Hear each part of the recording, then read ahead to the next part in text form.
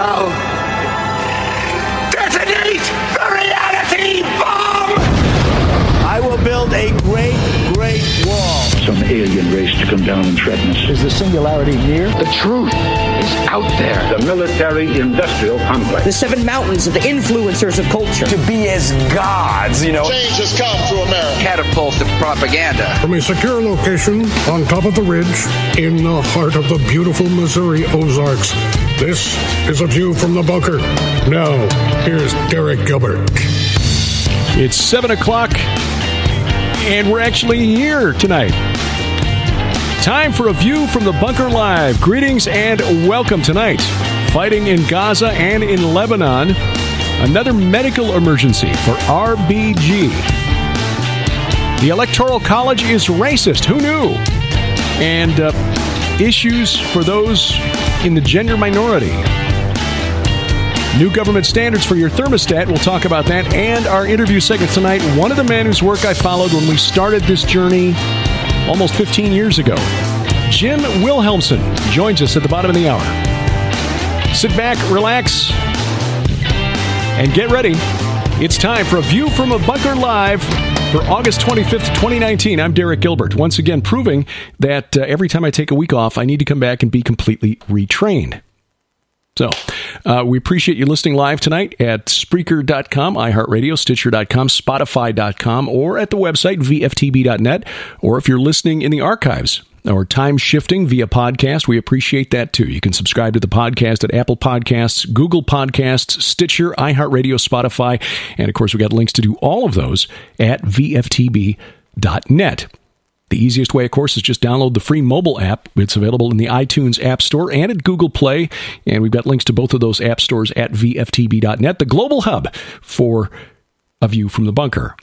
All of the audio from these interviews and whatever else we do here on this program gets sent over to YouTube. The YouTube channel is youtube.com/Derek Gilbert. That's DEREK. Spell it with as few letters as you can, and you'll be fine. No images, no video with it, but if you like using YouTube, and so there are some who said, it's kind of handy being able to use the auto transcription service that YouTube does or offers just to kind of make some sense out of what I'm saying here. So I appreciate that. YouTube.com/Derek Gilbert. Social media, Facebook.com/View from the Bunker. On Twitter, at View from Bunker or at Derek Gilbert. We're also at oneway.com at Derek P. Gilbert. SaviorConnect.com at Derek P. Gilbert. And also now on Parler, Parler. I know that some think I'm guessing. 9 years of French from junior high through college, and all I can really say is Je m'appelle Derek. So I think that it's Parler, Parler, Parler.com. Anyway, we're over there as well, at Derek P. Gilbert. So, well, this has just been another week where you just have to run like George Jetson on the treadmill to try to keep up with what's happening in the news. As we come to you this Sunday evening, August 25th, 2019. Once again, the Israeli Defense Force having to respond to, aggression coming across their borders, both from the south and to the north. Although the strike to the north appears to have been a targeted assassination that didn't go well. I'll talk about that in a second. But as we're broadcasting tonight, the IDF confirming that it's responded to rocket fire from the Gaza Strip. The Israeli Air Force attacking the northern Gaza Strip late Sunday night in response to 3 rockets fired earlier in the day at Israeli settlements in the south of Israel. One of the rockets fired from Gaza fell in southern Israel, but no word yet, at least not that I've seen, confirming any injuries. Now, overnight, Saturday into Sunday, it appears that for the first time over in a decade, Israel tried to carry out a targeted airstrike over the southern suburbs of Beirut, Lebanon. However, it failed. One Israeli drone fell out of the sky, crashing into a neighborhood in South Beirut. Another one exploded near the ground in the early hours of Sunday. Hezbollah said its forces downed the first drone, possibly through electronic intercept. Second drone struck near Hezbollah's media center and may have been targeting the building or trying to take out one of Hezbollah's commanders. Lebanon has condemned the Israeli aggression, the invasion of its airspace, and plans to take its case before the United Nations. Israel has not yet commented on the on the incident. According to a statement reported by the Reuters news agency, the second drone had been packed with explosives. It was intended to either destroy the media center for Hezbollah or, again, take out one of its commanders. Apparently, it did cause serious damage. The drone that fell in the neighborhood in Beirut just causing material damage. But Israel has been ramping up its, strikes on Iranian and Iranian-backed militia groups over the last couple of weeks. The so-called popular mobilization forces over in Iraq have been getting pounded for the last couple of weeks. Last week, Wednesday, the paramilitary forces said that they are holding the United States responsible for a series of attacks. Now, these are allegedly by Israeli drones, not confirmed, but a number of bases inside Iraq of these military units, they are Shia militia groups backed by Iran, have suffered mysterious explosions, ostensibly by Israeli drones. Now, these militia groups are sanctioned by the government in Baghdad, again, funded by the state of Iran. And the PMF says that the United States has allowed Israel to bring 4 drones into Iraq to work as part of the U.S. drone fleet, specifically to target militia positions inside Iraq. We have woven a very tangled web in Iraq since we invaded in 2003 and took down Saddam Hussein. And at the time, I'll admit, I was in favor of the move, had not really researched what was going on inside Iraq, based my opinion on the kind of man that Saddam Hussein appeared to be, and by all accounts, he was a brutal man. But the only leaders in that part of the world who last for any length of time are the ones who are brutal. It is a tribal land. The Near East has been for thousands of years. And when you start digging into the long history of bad blood between the various factions in places like Iraq and Syria and Lebanon, and, that goes back to the way before Muhammad arrived on the scene. You just realize that this is not something that we're going to solve by going in and saying, okay, you're free now, everybody gets to vote. If anything, we kind of made things worse, especially for the Christians. There's no question about it. We didn't kind of make things worse. Just look at the numbers. There were a couple million Christians in Iraq before we invaded in 2003, and now, by some numbers, there are less than 150,000. We have the United States, whether knowingly or not, has contributed to the destruction of some of the oldest Christian communities on planet Earth. There are some who argued against it back in the day, and it cost them. It cost them in terms of career, because those who knew anything at all about the relationship between Shia Islam and Sunni Islam understood that by taking out the Sunni strongman in a nation that's majority Shia, that the minority groups, Sunni Muslims, Yazidis, what few Jews are still in Iraq, and the Christian community in Iraq were going to be in for a very, very bad time. We contributed to the rise of the Islamic State by arming so-called moderate rebel groups. In fact, the Defense Intelligence Agency warned the federal government about this in 2012. The Obama administration didn't listen. The DIA, in a report issued in August of 2012, said by doing this, by sending arms, and some of these arms, by the way, came from armories that belonged to the leader of Libya, Muammar Gaddafi, who was taken down with our assistance. By running those guns into Syria, we essentially gave the weapons needed for the Islamic State to declare its independent caliphate. Absolute insanity. Absolute insanity. The reason Syria is the way it is, the reason it's been under the dictatorship of the Assad family now, since Hafez Assad rose to power back in the 50s, is because they represent the minority Alawite group. That's a small minority inside Islam. They're oppressed by Shias and Sunnis. And they've cobbled together a coalition of Christians and Druze and Alawites to maintain a grip on power so that they don't get overwhelmed by the majority Sunnis inside Syria. I was doing some reading last night on a book that's available in the public domain by a Presbyterian minister, wrote in the 1850s. Visited the giant cities of ancient Bashan. And even in the 1850s, he wrote that we had to, Reverend Josiah Porter had to get the protection of the most powerful Druze chieftain. And again, the Druze are another minority sect. They trace their religion back to an offshoot of Shia Islam. The Shia chieftain had to guarantee their safety, otherwise the Sunni Bedouins coming in from the desert would probably have, killed them and taken their stuff. But it's always been that way. When you go back and read ancient texts from ancient Babylon, it was the same deal. That's why you had to send armed guards out with the camel caravans 5,000 years ago or 4,000 years ago. Anyway, that's what's going on in the Middle East. More violence, and I'm sure we'll see more. Oh, by the way, a U.S. drone was shot down over Yemen last week. That was just outside the Yemeni capital of Sana'a. That was last Tuesday. So we are still taking an active role in that proxy war between the Sunni power in the region, Saudi Arabia, and the Shia power, Iran. News that came out Friday. I don't know if you've heard this yet, but this is not a good sign for Supreme Court Justice Ruth Bader Ginsburg.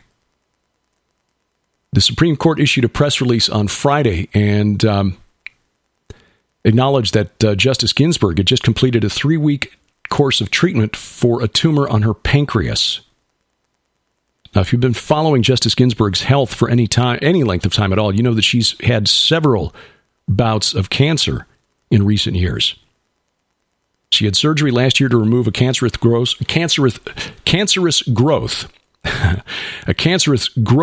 from her left lung, and that was her third bout with cancer. This, her fourth now, pancreatic cancer.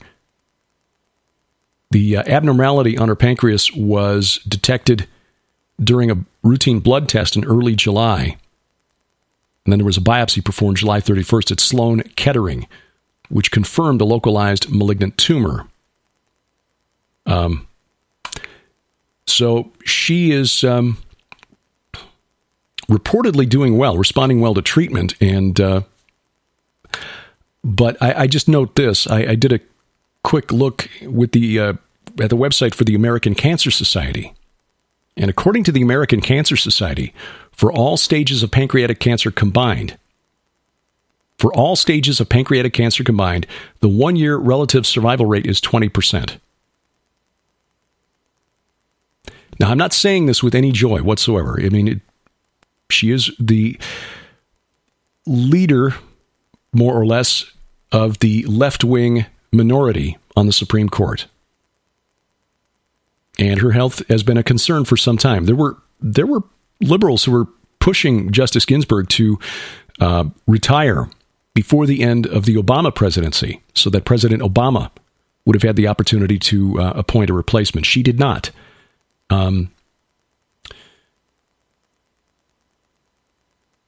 So I just put this out there for information purposes. Again, I take no joy in this because I don't wish this type of illness on anyone, regardless of their political leanings, religious beliefs, or,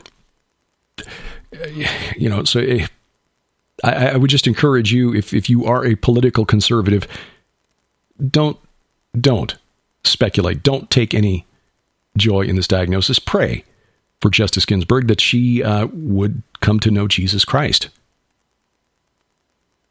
which at the end of the day, at the end of the line, is something that all of us need. This is A View from the Bunker. I'm Derek Gilbert. It's Sunday, August 25th. Earlier this week, Alexandria Ocasio-Cortez broke a bit of a quiet spell for her. She'd gotten very, very quiet after her campaign manager, her chief of staff, had resigned to go to work on another progressive cause. So her chief of staff and her communications director had basically left her staff at the same time, and suddenly she went very quiet, which is really interesting because it makes you wonder, maybe those rumors about her just being an actress, there's something to them after all. But she broke out of her self-imposed temporary vow of silence, I guess, or vow of Twitter silence, to post a video of her riding in a vehicle. I mean, basically, it was a video that was shot through the window of a moving car through a rural part of America. Don't know where exactly, but she made a very snarky comment during the video that, hey, coming to you from the Electoral College, what an efficient way to elect a president, huh? The point is that the Electoral College, which she should know, and I hope that you know, was designed by the framers of the Constitution to balance out the power between the more populous states in the Union and the less populous states of the Union. Now, she represents an urban district in New York City. Perhaps she's not aware that there are, in fact, rural areas of New York. And the state of New York, her message, by the way, was to argue for getting rid of the Electoral College. To get rid of the Electoral College, not just because it's unfair that Hillary Clinton lost the presidency because she didn't get enough electoral votes. I mean, she won the popular vote, but she lost the electoral vote.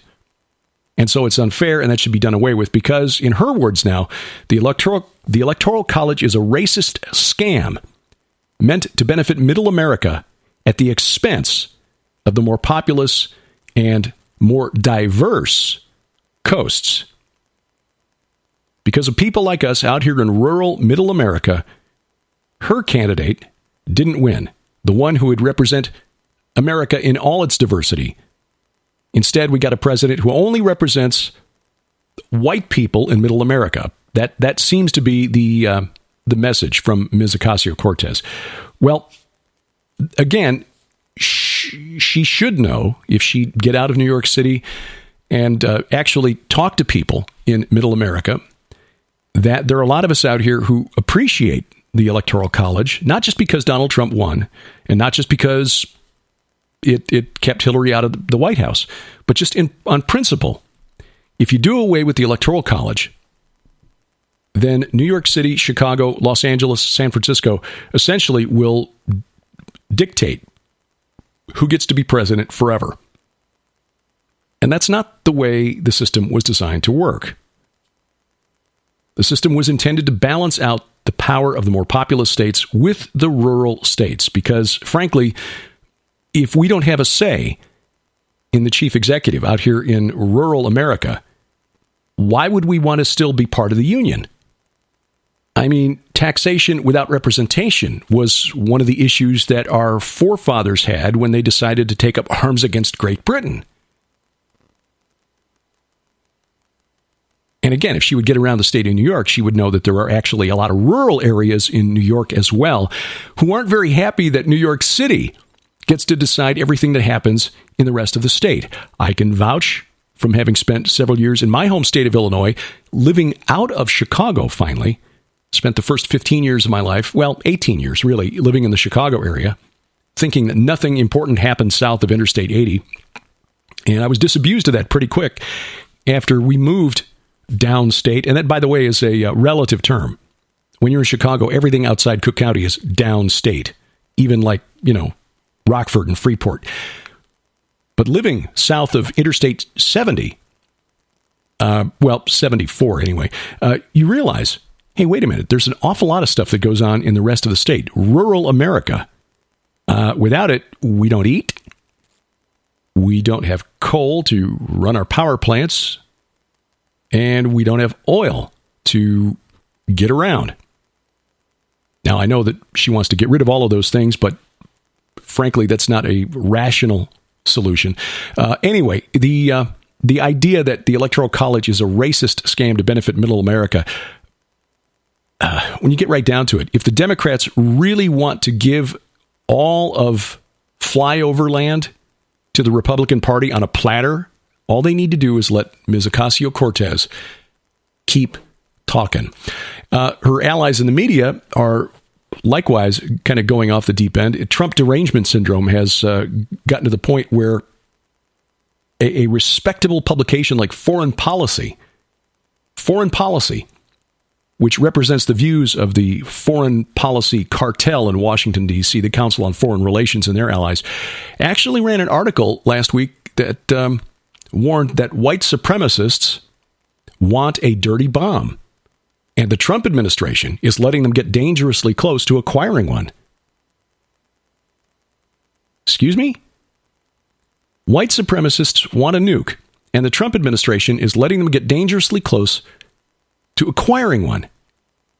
Now, I don't have time to go into the whole article. The article is a bit more nuanced than that. It's really a criticism of some of the security policies of the Trump administration, which could make it easier for, well, Islamic terrorists, perhaps, to get their hands on nuclear material to build a dirty bomb. But foreign policy had to choose white supremacist because that is the talking point right now for the anti-Trumpers and the never-Trumpers. Why? Well, I talked about this last week on SkyWatchTV.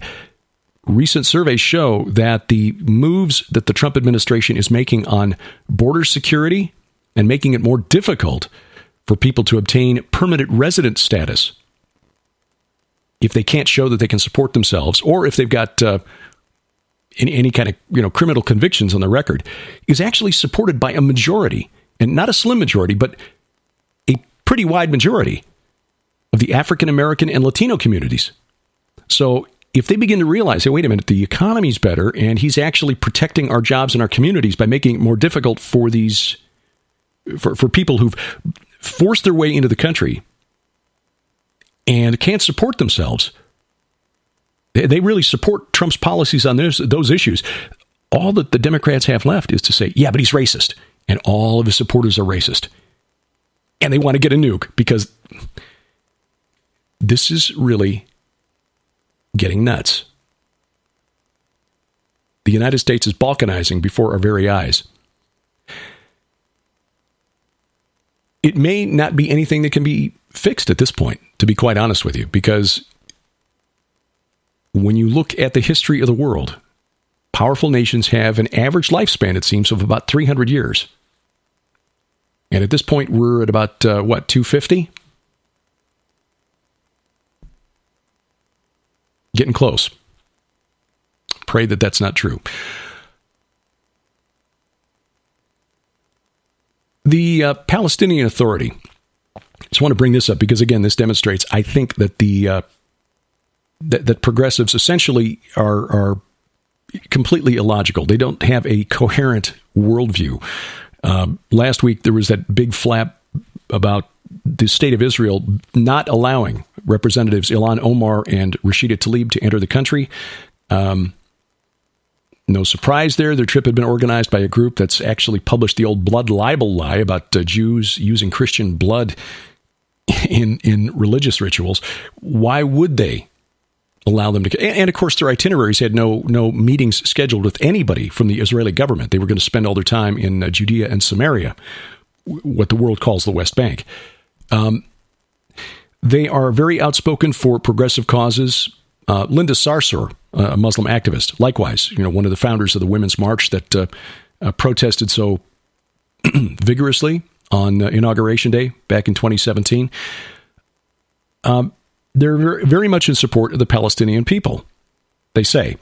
But last week comes word that the Palestinian Authority has banned LGBTQ activity in the West Bank.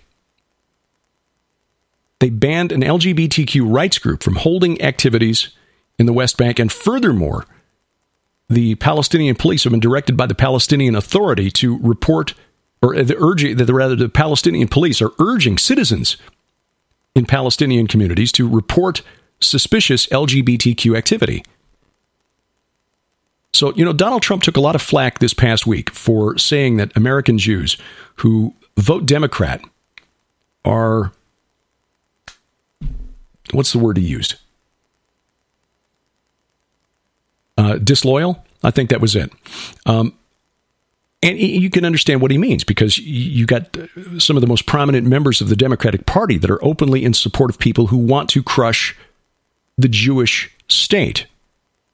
Palestinian Authority President Mahmoud Abbas this past week just said millions of Palestinians will take Jerusalem back from the Jews. Okay. This is who the Democratic Party, most prominent members of the Democratic Party right now, the faces of the Democratic Party, AOC and her squad, are in support of it. And yet, while they also support LGBTQ rights, the idea that there are, they've even pushed Joe Biden to the point where he said there are at least 3 genders. The Palestinian people, their elected government, are making it illegal for people who are what they consider gender minority to openly associate in the Palestinian territories. But not a word from Democrats. There was a study released this past week from the American Journal of Preventive Medicine, not exactly a fringe publication, that shows that a significant majority of transgender and gender variant students experience mental health issues. This was a survey of about more than 65,000 college students from several dozen American institutions. 1,200 of them said they had an alternate gender identity, meaning they don't identify with, their biology. And 80%, 80, reported having at least one mental health issue, compared to 45% of their peers. Cisgender, which just means they identify with their biology. More than half of the gender minority students, 58%, almost 3 out of 5, screened positive for depression. And 53% of them reported having intentionally injured themselves in a way that was not suicidal. In other words, things like cutting themselves. This is not healthy behavior. But LGBTQ activists would have us believe that it's because we aren't accepting enough, that it's because of our anger and hatred that they exhibit these abnormal mental and physical issues.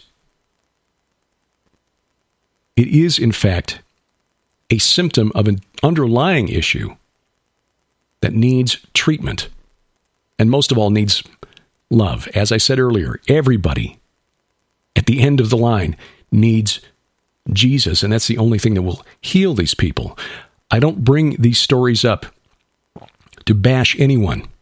I bring them up because those activists and those influencers in Hollywood and the media who are encouraging impressionable youngsters to pursue a lifestyle choice that will result in a better than 50-50 chance of depression, mental health issues, and 42% who attempt suicide at some point. They have blood on their hands. And it's only the love of Jesus Christ that will set these people free. One final note, so that we don't go into our interview segment on such a downer note. This is just another example of Big Brother trying to push all of our buttons, and not in a good way, literally just to take control of ever more out of our hands. Energy Star, which is a government agency that's a collaborative organization, I guess, between the Department of Energy and the Environmental Protection Agency. They're the ones who, issue all the ratings on how much energy your refrigerator, washing machine, etc. will use. They've issued new cooling standards for our homes. In order to be good citizens, energy-efficient citizens of the world, they've issued new cooling standards where you should set your thermostat during the heat of summer. Energy Star tells us that when you're at home during the day, you should have your home set at 78 degrees. 78 degrees. That's a little on the warm side. My mother likes it at 78, but she's 82. She doesn't get warm as easily as she used to anymore. They say when you're at work or away, set your thermostat at 85 degrees. 85 degrees. And get this, when you're sleeping, Energy Star says we should set our thermostats at 82. 82 degrees to try to sleep overnight. My blood is mainly Northern European.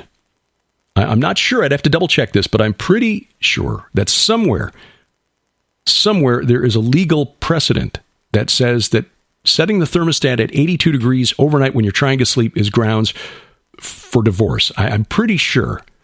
Here in our place, we normally keep it at about 67. Now, in the wintertime, we let it get even cooler than that, but 82 degrees when you're trying to sleep. Apparently, Energy Star is setting new standards for getting Americans to smell like onions.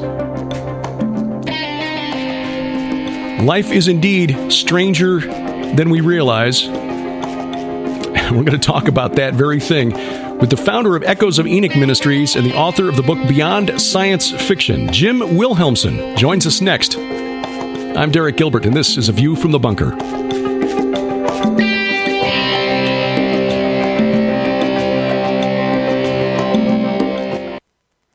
When did the government alien programs originate and why? Who were the Collins elite, and were they exposing the dangers of such programs? What exactly did these black projects involve? Learn the astonishing answers to those questions and so much more. SkyWatchTV is proud to announce the Higher Entities Ultra Collection.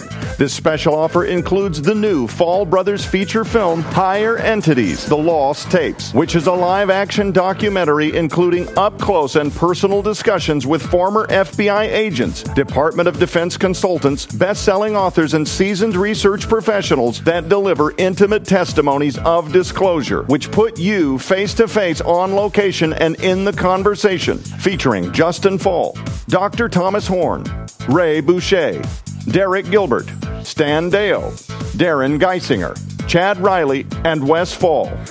But that's not all. You'll also receive the top-secret 5-volume DVD collection, Project Stargate. This unprecedented series of never-before-released confidential interviews features 12 of the world's leading authorities on UFOs, so-called aliens, gods, and the coming day of contact. You'll be amazed as we go behind the scenes to ask experts what they really believe is coming.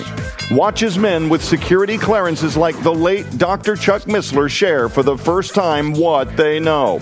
Then take notes as Dr. Michael Heiser, the late Chris Putnam, Russ Dizdar, Joe Jordan, L.A. Marzulli, Daryl Sims, Gary Stearman, Joyce Aarons, and others as they weigh in on what will soon cause the world to stand still in awe. Project Stargate holds a retail value all by itself of $150, included now for a limited time in the Higher Entities Ultra Collection. Sold separately, this Ultra Collection holds a retail value of $175. Yours now for your donation of only $35 plus shipping and handling. So take advantage of this incredible offer now and receive all 5 Project Stargate DVDs along with the new Higher Entities documentary for your donation of only $35 plus shipping and handling. Now at the SkyWatch TV store. Order the Higher Entities Ultra Collection online or call 1-844-750-4985.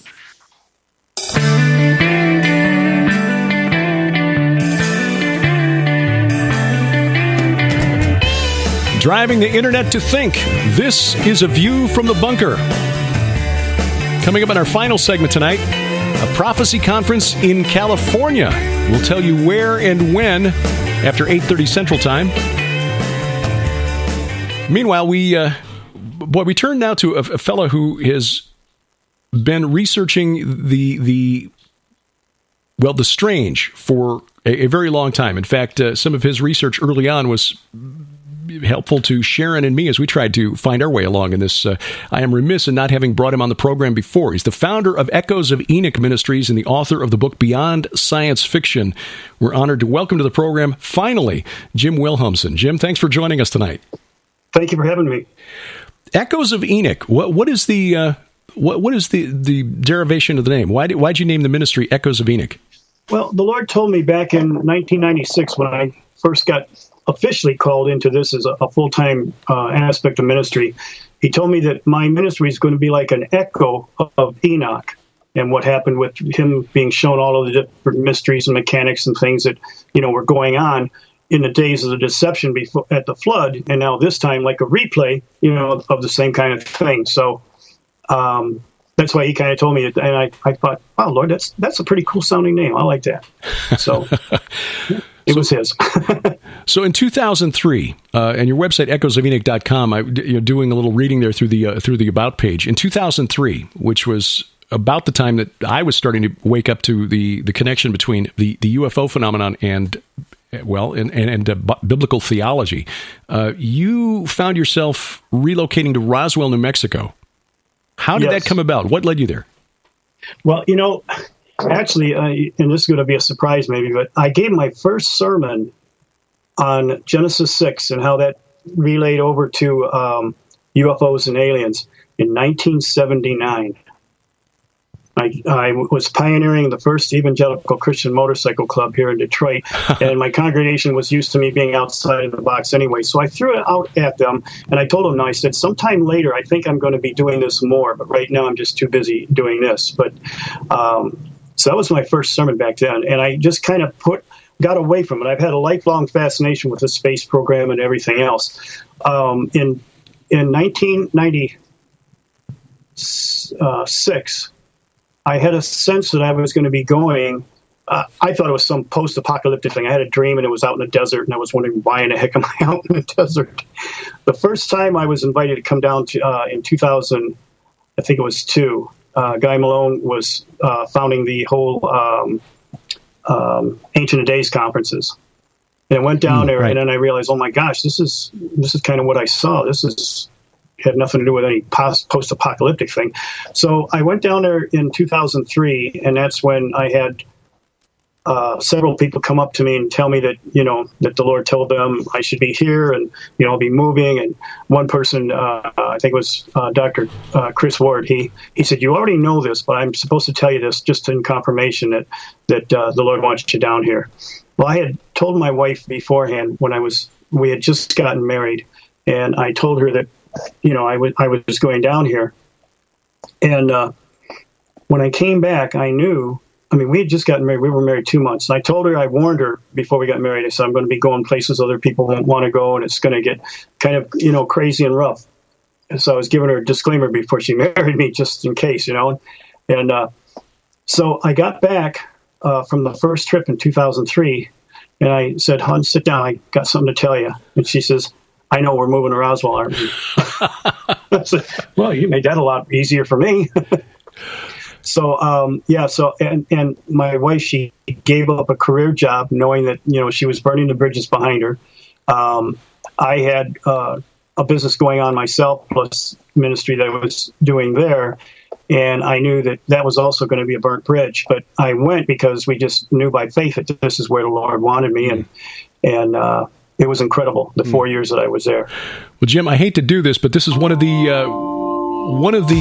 odd things that can happen doing a live program. Our dachshund is staring at me through the door. So we're going to take our break a bit early so I can let Sam outside, because if I don't, I'll have something to clean up in the hall here soon. So we'll talk about what you found in Roswell as our conversation with Jim Wilhelmsen continues next on A View from the Bunker. Ladies and gentlemen, prepare yourself for the most unique special offer in SkyWatchTV history. We proudly announce the Vault Declassified Special Collection. For your $35 donation during this very limited time offer, you'll receive the new book by Pentagon analyst Lieutenant Colonel Robert McGinnis, Progressive Evil: How Radicals Are Redefining America's Rights, Making Her Globally Irrelevant for the End Times. Derek P. Gilbert's astonishing new book, Bad Moon Rising: Islam, Armageddon, and the Most Diabolical Double Cross in History. And the groundbreaking new book from Carl Gallup's Gods of the Final Kingdom, unveiling the secrets of the raging celestial war. And now, in a SkyWatch TV first, directly from Tom Horn's personal private vault, you'll receive completely free of charge the never-before-released Tom Horn Secret Files USB flash drive. This drive is not available anywhere else and comes completely loaded with hundreds of files, including the world exclusive, behind-the-scenes, off-the-record video interview regarding perhaps the biggest scandal and cover-up in U.S. history. So hot, we're unable to discuss the specific contents on network television. This 2-hour investigative interview has not been released anywhere else and provides new forensic information connected to the Robert Mueller report that may soon send shockwaves through Washington, D.C. and around the world. The Tom Horn Secret Files USB flash drive also includes the Defender Films full-length, 2-time Telly Award-winning documentary movie Inhuman, the much-sought-after Defender Red Letter Edition Bible with expanded Apocrypha on Kindle and digital files, Eastward Bible software, brand new video presentations from the Watchmen Conference, a massive data library of ebooks with tens of thousands of pages and hours of bonus interviews on video with leading prophecy experts. The Tom Horn Secret Files USB flash drive is valued at over $500. Yours now absolutely free when you order the Vault Declassified Special Collection from SkyWatchTV. But we're still not done. SkyWatchTV's Off the Record series is back by popular demand with the Gods of War edition on DVD, featuring exclusive interviews with Pastor Carl Gallups, Senior Pentagon Analyst Robert McGinnis, and Derek and Sharon Gilbert on the coming hyper battle between the forces of God and the titans of biblical prophecy. This unprecedented collection, sold separately, holds a retail value of over $600. Yours now for only $35 plus shipping and handling. Don't miss this once-in-a-lifetime Skywatch TV exclusive offer that's too hot for network television. The Vault Declassified Special Collection. Available now at skywatchtvstore.com. Order online or call 1-844-750-4985. This is A View from the Bunker. I'm Derek Gilbert.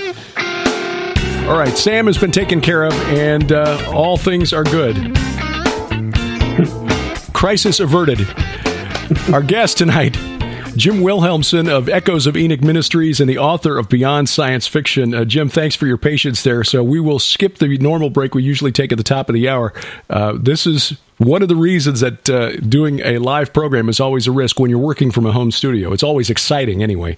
Yeah, it's spontaneous too, isn't it?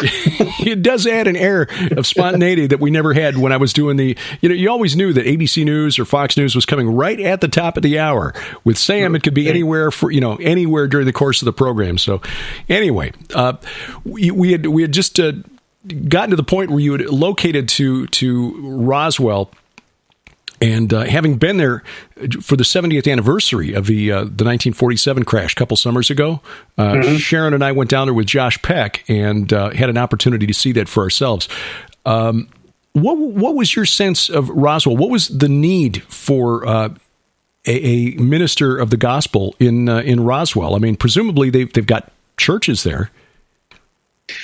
Yeah, they have quite a few churches. One of the biggest churches there, I won't mention the name, but has one elder there who owns 2 different stores there, hawking a variety of UFO alien stuff, including books that, to me, no Christian should want to be selling, promoting the ancient alien. They're our creators kind of, panspermia garbage. Mm-hmm. So,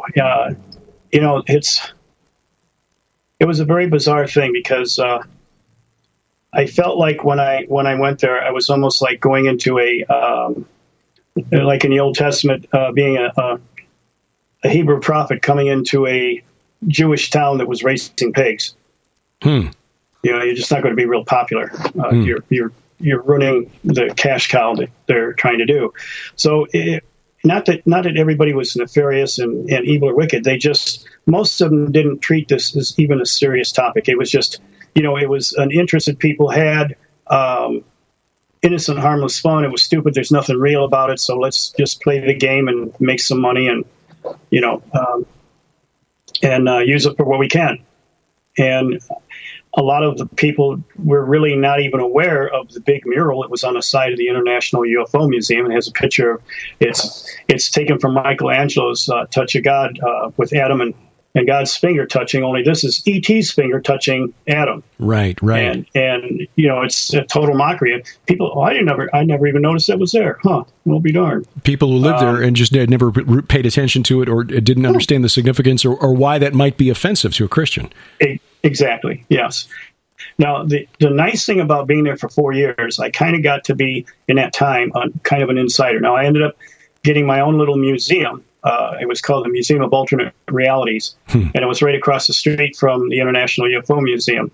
So for every 100 people that would go in there, when they came out, they were somewhat...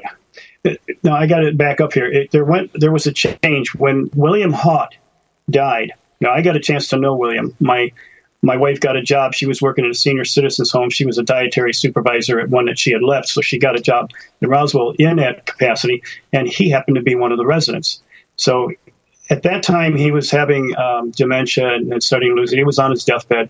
But when he was cognitive, I had some very interesting discussions with him, and he was wide open. I do believe that he was a Christian, maybe not well-informed or a knowledgeable one, but I think he loved the Lord. And he allowed every kind of idea, concept, thought, including, biblical perspective, in the museum.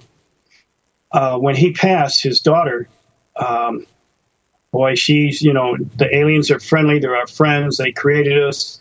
She got rid of everything, even broke away from MUFON, wouldn't even allow MUFON to have their meetings at the museum because they were competition. Really? So she really changed the whole atmosphere of the International UFO Museum. And it was during that time that people would go into the museum coming out thoroughly convinced many times that aliens created us, are coming back to enlighten us into a broader new age of enlightenment. Mm-hmm. So for every 100 people that go in there, 2 or 3 would trickle off over into my place.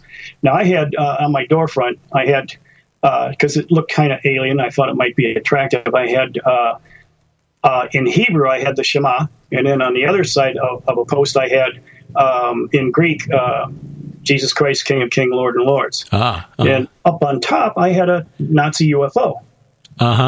So a lot of people, especially Jews, I love this.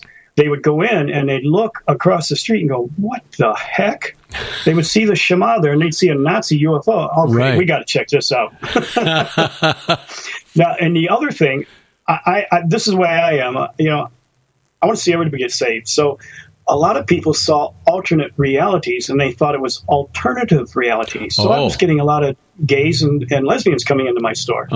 Hey, they need Jesus too. So I'm, well, them too. Absolutely true. Absolutely true. And too many of us, and just not to rabbit trail, but too many of us Christians will look at them with anger, disgust, whatever, and not really give them much of a reason to get any closer to the gospel. We're making ourselves an additional stumbling block. So. I had one guy come in and he was dying of AIDS. Oh. And he looked around, he was disappointed. He says, well, yeah, I was thinking maybe you were maybe a ministry that could help me out. He says, I was a Christian once, but I was told that because I'm gay now, I'm going to go to hell. And I smiled and I said, well, I just got some good news for you, man. As long as you're still breathing, there's a chance, there's hope. And I said, so we had a long discussion and everything. The Lord told me, go up to him and hug him. Mm-hmm. So I did. I'm not, hey, I'm covered. I got nothing to worry about.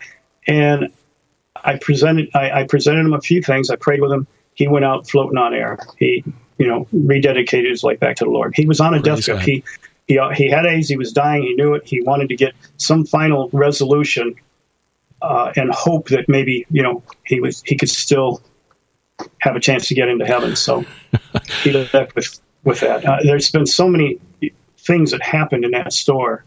Now, that actually kicked off my ability to start working with victims of alien abduction. When I went there, I already had 20 years of working in the inner city of Detroit with bikers. So, I knew the whole deliverance process. I also picked up a new, what is now called theophostic healing, but it's an inner healing. It was actually the 4th century church actually was involved in it and had a lot of good writings on it and everything. And that's where I kind of first learned about it, through the charismatic Catholic renewal of all places and things. And now it's been more refined, and it's an actual procedure. It's almost like it's clinical psychology that is completely taken over through prayer to the Lord. So he goes into the person's subconscious. You don't do any leading or misleading or anything to do within it. It's more being still before the Lord, letting the Lord speak to the individual, making a connection with that person so they have confidence that no matter what comes to them, thought or whatever, it's the beginning of a healing process. So I had 20 years of working with that already when I got there. So it wasn't hard for me to see how to convert those mechanics to the abduction scenario. It's the same thing, just, it's the same enemy, just a different outer veneer package of deception, targeted as, very personal for the individual. So it was there that I kicked off the ability to start developing a means and ways to terminate alien abductions for people. Mm-hmm. And it's, been quite a few years. I would say that probably at least 100 or better, and that might not sound like a lot, but I'm like one grain of sand in a big beach. Mm-hmm. So, I've been able to help terminate about 100. Now, I have to be careful now, Derek, because in Michigan, and it's state by state, if I say that I'm a counselor, I could be sued for practicing without a license. Right. Because they have minimum requirement now. You got to have at least a minor in a bachelor's degree in order to even say counseling. So I got to be careful on my wording anymore. That's just the world we live in today. Yeah.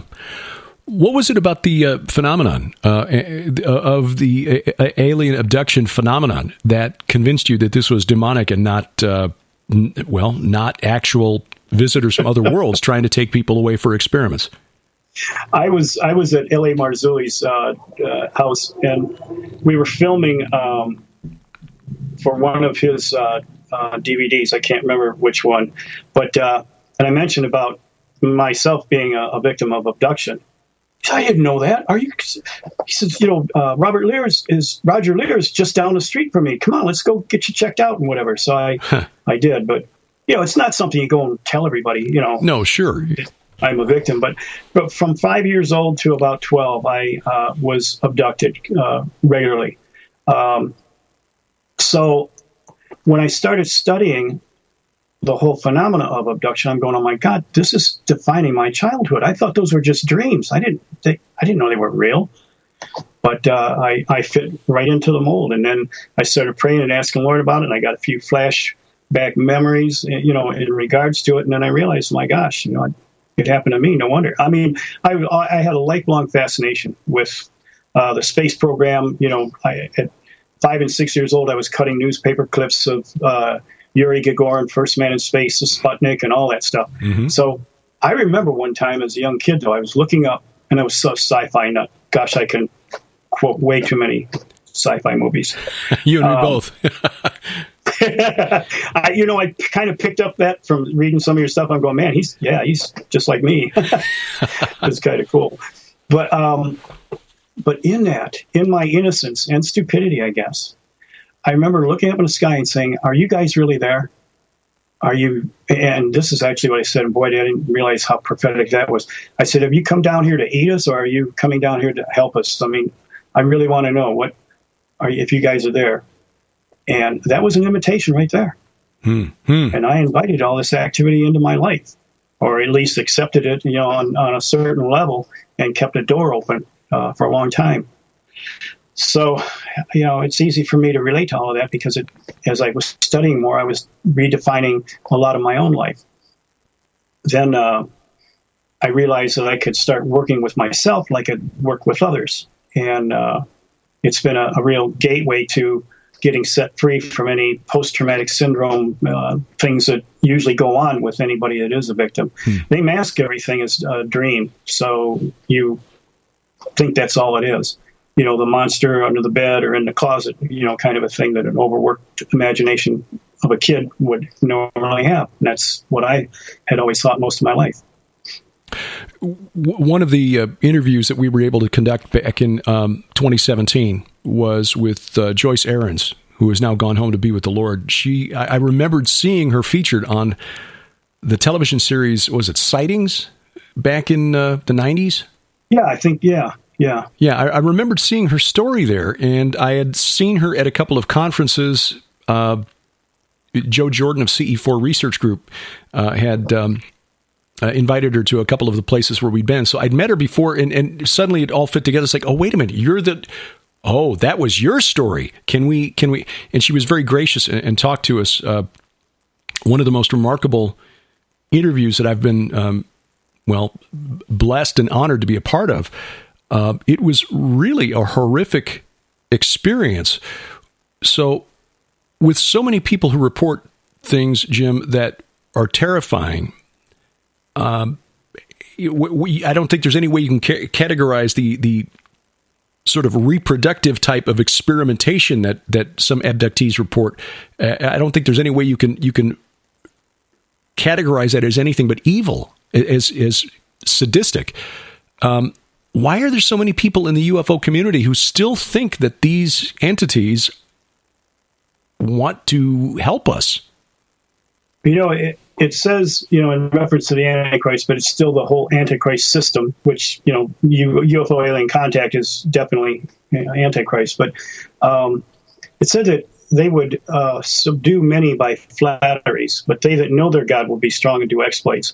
Well, they flatter everybody. They literally can convince most people, the Stockholm syndrome, of sympathizing with what we're doing. It might seem cruel or harsh, but there's a bigger, nobler picture here. Like a Star Trek thing, how does that go? The suffering of the few for the many or something. And that's what they get everybody hopped on board about. In other words, they convince them that they're special and they've been chosen for this because there's something unique and special about them. Right. Now with my abductions, I wasn't grabbed by the grace, so I didn't have any probes, going through all the orifices and all that kind of stuff. They mainly messed with your head, and they were very much stroking your ego, trying to tell you that, you're special. This is for some later day significance, and so we want you to do these exercises and everything. And of course, that's what they do. They build up your ego that, there's a higher calling and you're special and we've selected you and whatnot. But I wasn't buying it. I was very argumentative. I don't even remember any of this other than just dreams. And then as the Lord started unfolding some of the realities of it, I was at a 97 MUFON convention in Grand Rapids, Michigan. It was local, so I figured I had to go to it. And they had two people who are well known on a lot of documentaries and everything, and they were interviewing them. They said something about they were told to turn this box inside out with their minds. As soon as they said that, I had an instant flash, and I remembered a time when almost all my schoolmates were with me, and we lived out in the boondocks in the country. And that's what they were wanting me to do. And I was arguing with them. I was saying, why am I playing this stupid game? I got a big test tomorrow, and I want to be a scientist someday, so I want to do good on my tests. And I can't do that if I'm here all night playing these stupid games. I want to go home. Let me go home. And that's when I looked to the left and the right, and I saw that my schoolmates were there with me, many of them, doing the same kind of crazy thing. So I call myself a throwaway because right about at the age of 12, all of a sudden everything stopped. And the only thing I could think of was, I got older and I'd like to think that I was too argumentative, but somehow, probably genetically, whatever, I didn't have what they wanted. And, hey, you know what? That's fine with me. But then this could tie in with L.A. Marzulli. When I was out there, I did go to see Dr. Lear. There was something planted in me, in my head, that it was transmitting something on an FM band. But it was too deep to do anything. He didn't have the equipment to do a CAT scan, so he wanted me to go back when I went back home through my doctor, because I couldn't afford it out of my own pocket. I had to try to figure a way to be able to get Medicaid to pay for it. I was on retired medical by that time. So by the time we did figure it out, Dr. Lear passed away. It wasn't going to happen. Yeah. So like I told LA, though, he says, aren't you kind of concerned about that? And I said, no, not really. When you think about it, I got saved when I was 23. When I was 26, I went into ministry. And most of my ministry, even in the bike part, I already was vaguely aware of this stuff. And for at least the past 20 years, 24 years full time, I've been doing nothing but exposing and understanding that whole scheme of the enemy. And I've done a fairly good job of it. So I kind of think whatever's in me isn't working. I'll just lay claim to the no weapon formed against me shall prosper. Mm-hmm. These are the promises of them that put their trust in him. This is like a promise for everyone all time, through time. So I looked at that way, and he just gave me a thumbs up and then patted me on the back. He says, so I like to hear that. And I said, well, it's true, man. Whatever they put in me isn't working too good. It's not working out at all. We're talking with Jim Wilhelmsen of Echoes of Enoch Ministries. He's the author of the book Beyond Science Fiction. This is A View from the Bunker. Jim, the thing that still puzzles me is what do these things hope that they accomplish? What are they trying to do through the abduction phenomenon? Well, maybe I can read you one scripture. And see, the thing is that what I don't understand is why. Now, you might be familiar with it because I think, the little bit that I've been able to read of you, you're able to go deep. You understand Pardes, right? I'm sorry, understand? Pardes? P-A-R-D-E-S? No. Well, there's ways to get around it where you can find it if you use the right, like, I'm sure you know who Vine's notes on Strong's numbers are, right? Oh, yes. Oh, yeah, that's invaluable. You can find some of that stuff there. But if you know Pardes, any rabbinical student that goes to Hebrew school to become a rabbi, and I have a Messianic Jewish friend he's one of my partners, Dave Ruffino, they understand Pardes. Pardes is the way the Jewish mind wrote the Bible. Okay. And they wrote it on a 4-level, like onion layer, descriptions. There's the Pesant, the Darash, the Ramirez, and the Assad. Once you understand that, you know how to be able to look much deeper and on things. Anything that's usually prophetic is done in a prepositional phrase. That means that they're going to use a noun. They're going to use the same word as a noun and a verb.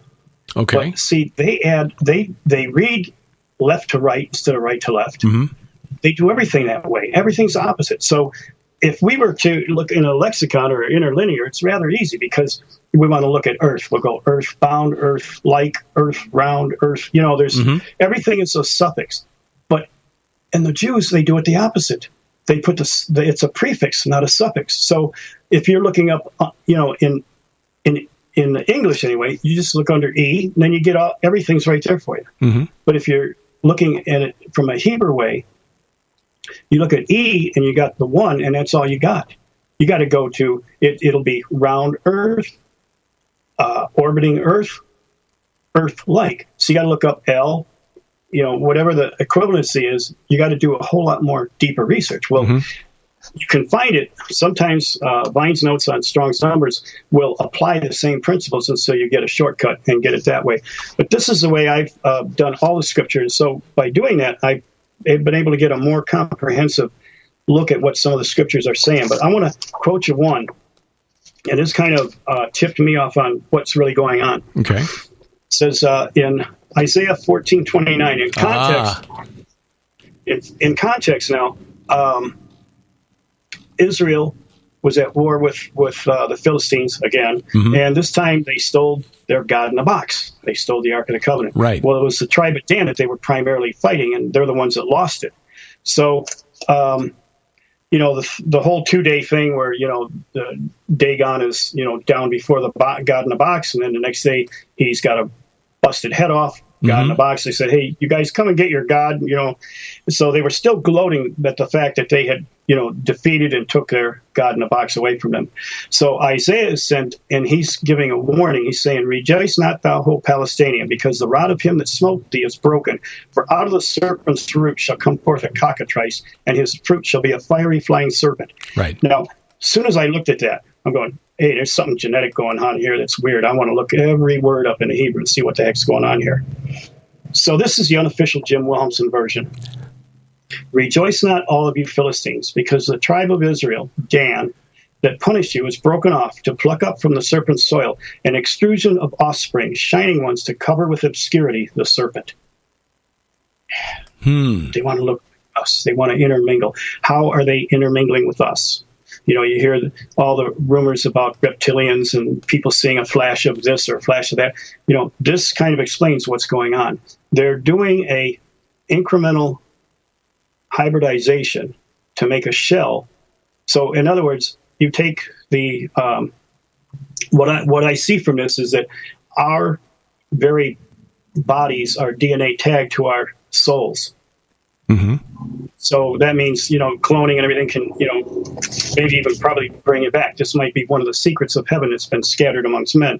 So I like word pictures, though. It makes it so much easier.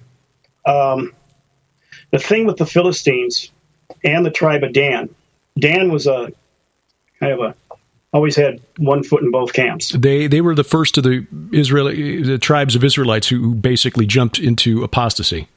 Yes. I mean, right up to the point of even offering their children to pass through the fire, which actually literally means that up on top of Mount Hermon, they went back to the old Canaanite human sacrifices, eating of flesh, and, well, actually what the elites are doing today. They're not doing anything new or different. This is what they did way back then. And so Dan was kind of like, you know, stuck in the middle of it. But what I like is Jesus always used word pictures, and so he made it easy. In my book, I got the whole who are the modern-day Philistines, who are the modern-day tribe of Dan. You know, it's interesting about Dan that Dan, their original symbol from the Egyptian was the scorpion, and then transferred over into the Hebrew, Greco-Roman, and pretty much everybody else, it was the serpent. Well, Ahiezer, I'm grossly mispronouncing the name, but he was the patriarch at that time of the Danites. He found that offensive, so he used the mortal enemy of the serpent, which was the eagle. So the eagle stuck with Dan. Wherever the eagle was, that's where Dan was. It's like hop, skipped, and jumped all over the place. Well, so the first group of Danites departed when Moses went back to the land. They went up into the Medo-Persian Empire. There's the eagle as a symbol. Then they became the Argos or the Argonauts of the Grecian Empire. The Argonauts helped found the Roman Empire. The Roman Empire, some of them actually went up into the England and didn't really become English, but they stayed there. Then they were the first immigrants over to the United States of America, which started out with a serpent and ended with a eagle. Okay, so there's a long story on that one. Don't tread on me, and then it became the eagle, the symbol of the United States. Right, with 13 colonies. Okay. And if you count the Levitical priesthood, there was always been 13 tribes. Right. So it's a lot of parallels that are just uncanny.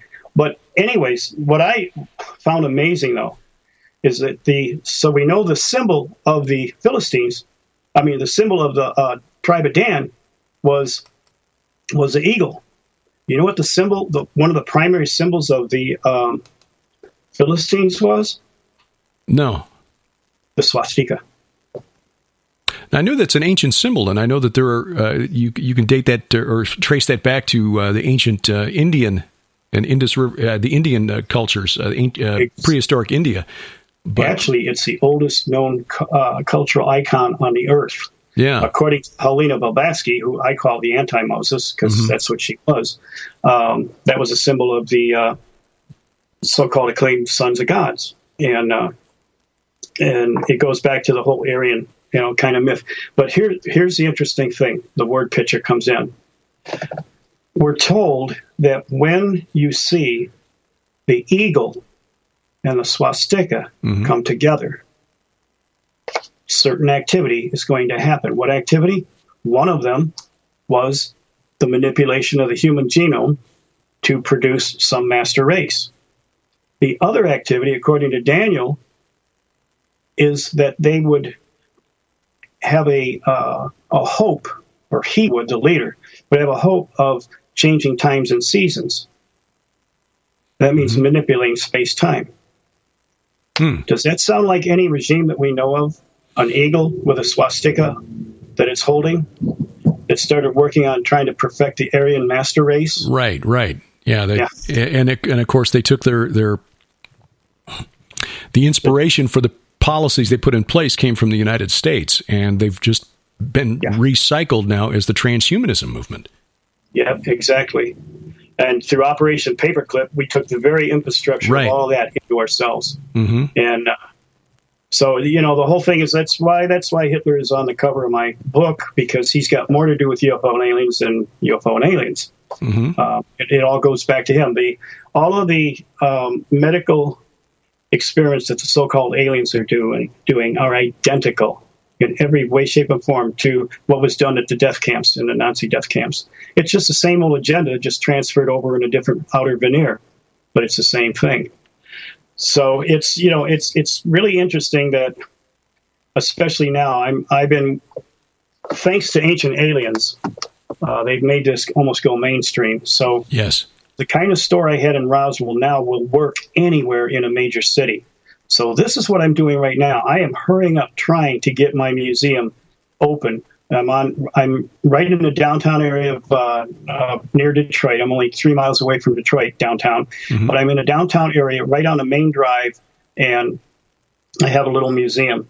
I really, truly believe that this September 23rd, a whole lot of stuff is going on. I totally am in full support of Mark Taylor's prophecies. I'm an avid supporter of Trump, and it blows my mind to see how some Christians are actually thinking and calling him the Antichrist.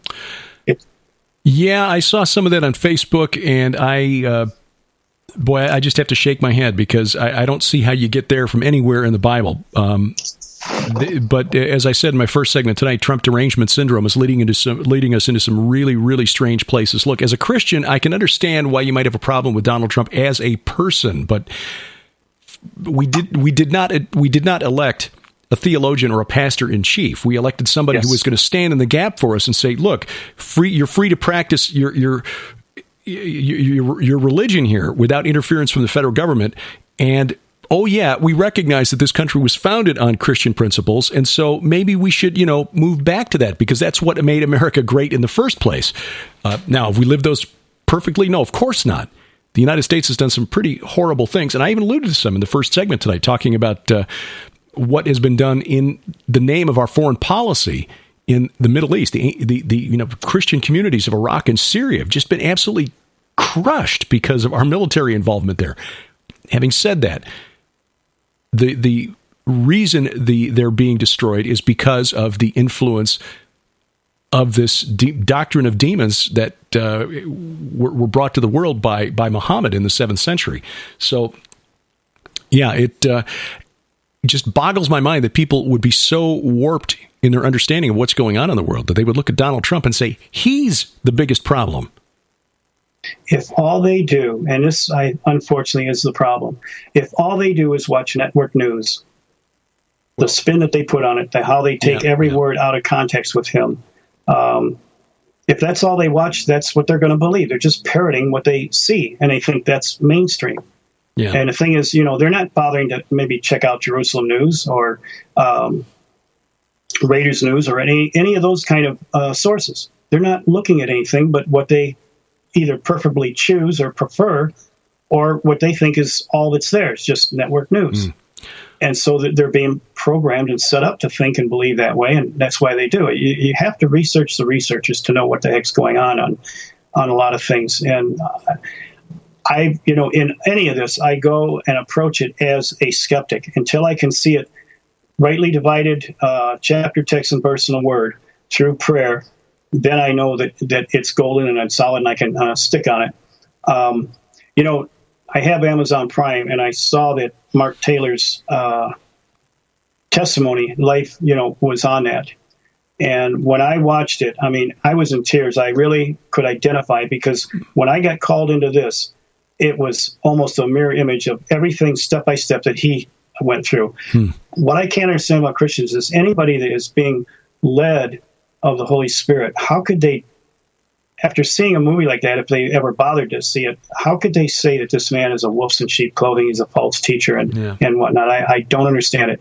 Well, I've been blessed to have had the opportunity to meet Mark, and he is a very humble guy. Yes. So I don't see it either. It's just not something that he pursued for. No, it found him. He wasn't looking for it. That's, the same thing with what I'm doing today. I did want to know the answers, but It's what you got to. It's what you got to do when you've got the responsibility that falls with the information. Now that you know it, what are you going to do about it? Well, and I think that's why some people are afraid of it. I see three main reactions to people, Christian or non-Christian. There's some that, I go to a very large church, or did. The pastor there had concluded the same results of Genesis 6. I just posted one of his most recent sermons. This guy has allowed me to teach and preach my ministry there at his church. And he's got a congregation about 350, 400 people.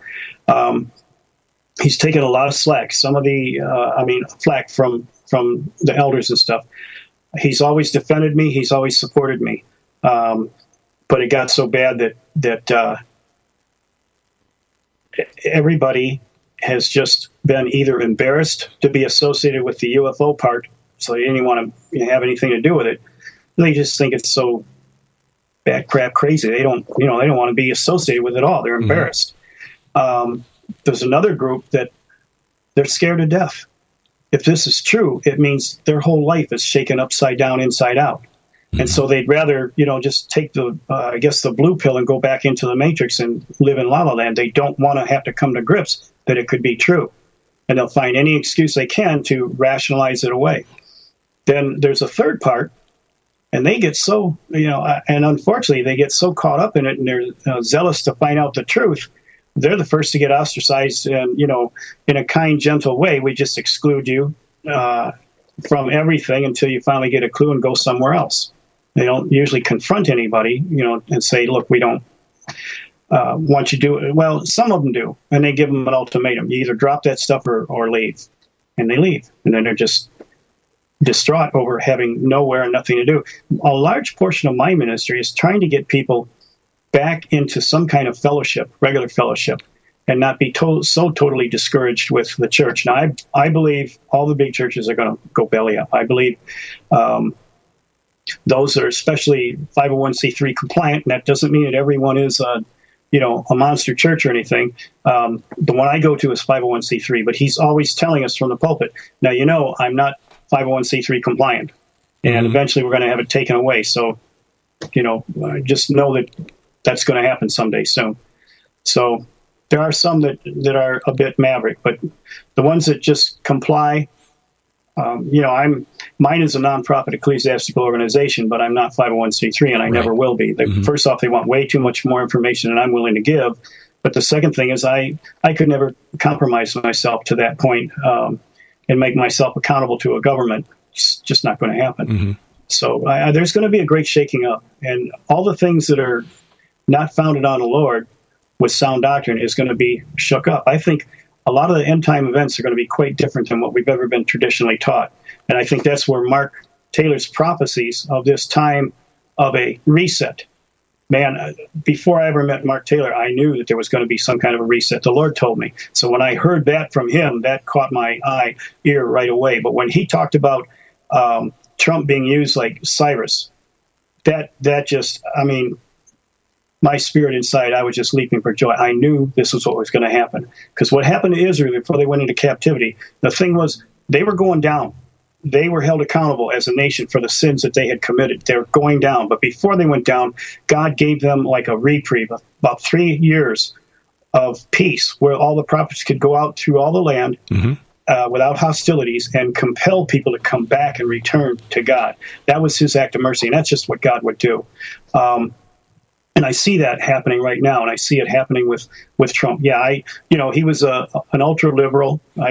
Wasn't too, and I always consider him to be more of a corporate fascist. But I think one day he woke up before he became a Christian, because I definitely think he is now. I think one day he woke up and he realized, hey, I made this empire. I built it out of capitalism. It's the greatest thing in the world. But my liberal friends, they're bringing in illegal aliens from the southern border. A lot of them believe in liberation theology. That's not going to, and communism, kind of a mixture of Catholicism and communism. That's not going to be good for my free enterprise system. And then the others are bringing in Muslims that want Sharia law. That certainly is not going to be good for my empire. You know what? I'm going to have to step in and take over, and I can do this. I'm going to have to take over so that my empire doesn't crumble. You guys are going off the deep end. Mm-hmm. So I think that was his original motivation, but I think God touched him and struck him instead.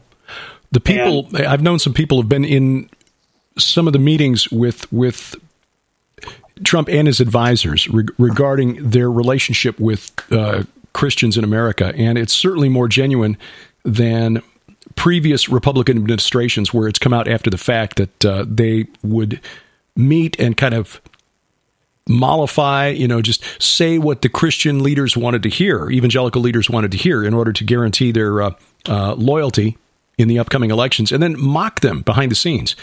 But that is not what's happened with this White House. No. And I'm hearing this from people that I trust who have been in position to hear things that would have indicated otherwise if that were if it weren't true. So we are definitely living in very, very interesting times, and certainly things are speeding up. And I'm hearing this.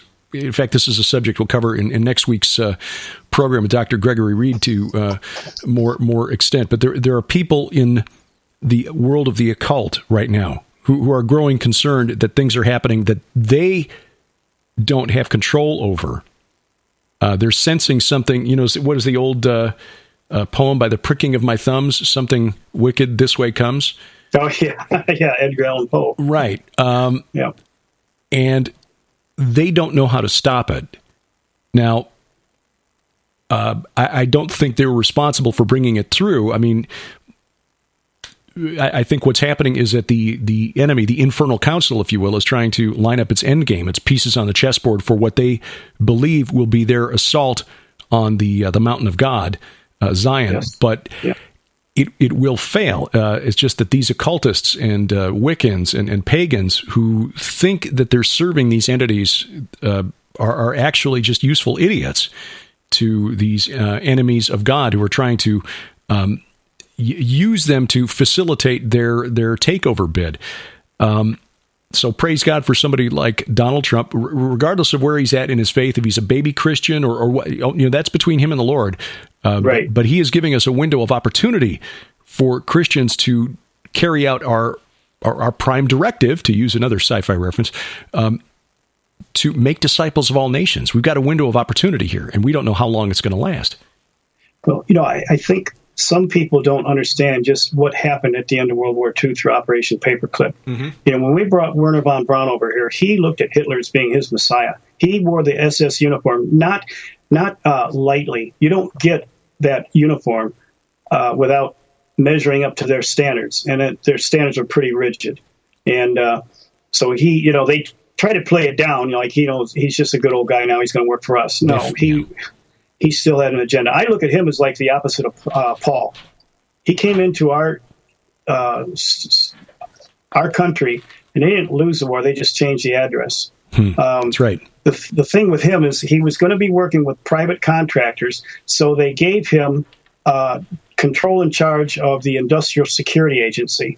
The Industrial Security Agency compartmentalized all the knowledge and everything, so nobody got the big picture. That's a Nazi way to do things. And so by emulating the Nazi way of doing things, the Industrial Security Agency was able to keep the secrets that of launching our NASA into existence.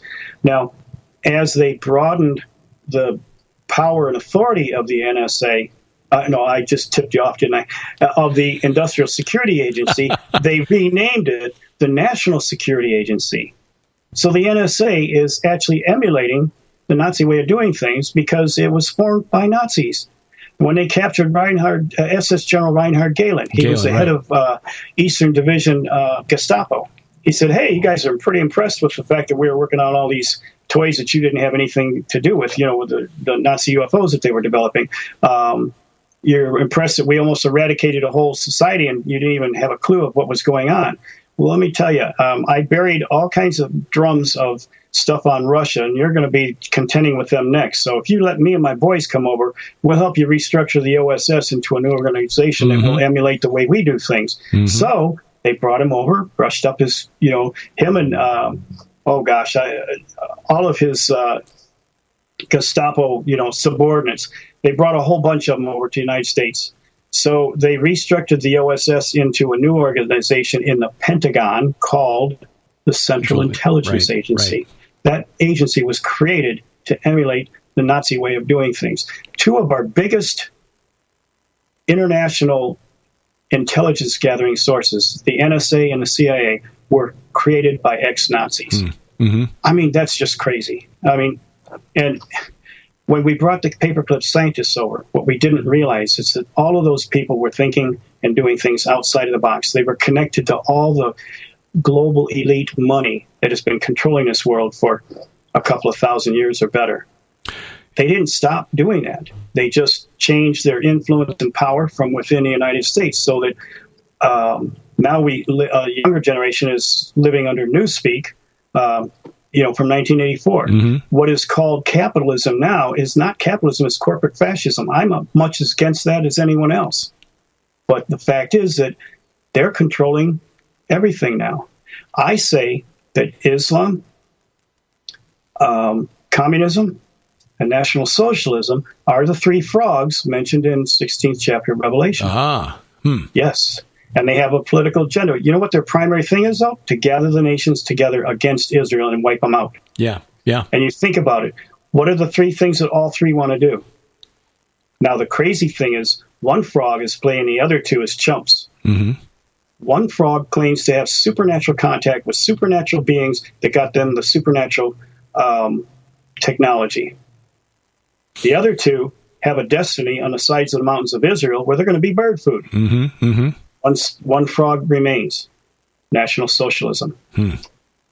So, we'll see. It's going to be a rocky road and a ride, but I think God in his mercy is going to let the first 3.5 years be a wonderful time for us. Well, and I do believe that, the New Agers are expecting their own rapture. Did you know that?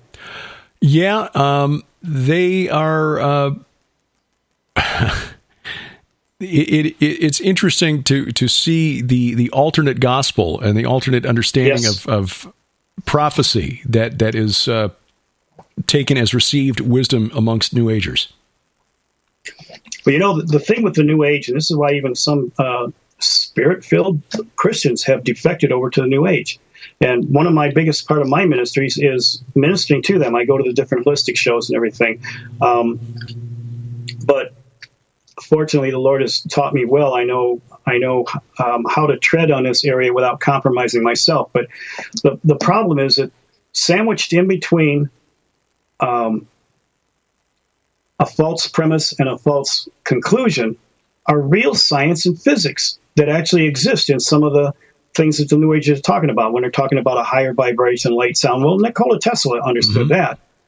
And I think our understanding now of quantum physics really explains, and I know you got a good handle on that. I've read some of your stuff, and Josh Peck too, man. It's just, you guys, I got to tell you, you guys are exciting because, no, you guys have taken it to the next step. And I guess when I was a young man, 23, I'm reading, second chapter Acts, and I'm going, your young men shall have visions, your old men shall dream dreams. And I'm going, wait a minute, I'm 23.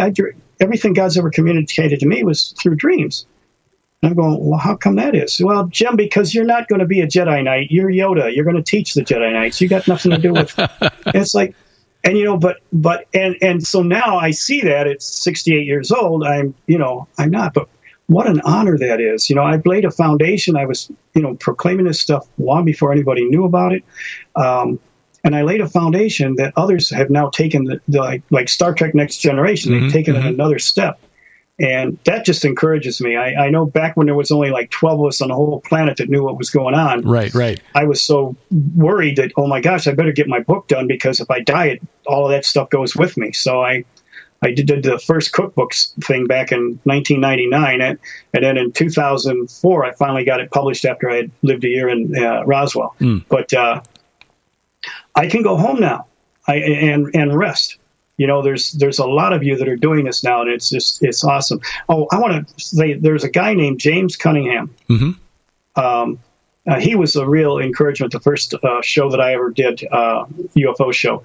Now, this guy, he said, Jim, your stuff is great, but and he's a pastor. He says, but my congregation, you're just too ahead of the time. That's just too much right now. This was in 2003, and it was. And I knew, believe me, I gone through the goofiness and everything. And but this guy, when I got to know him more, this guy in 1971 was a missionary evangelist to the UFO community. He was going all over the country to different UFO shows, witnessing and telling them of the biblical perspective.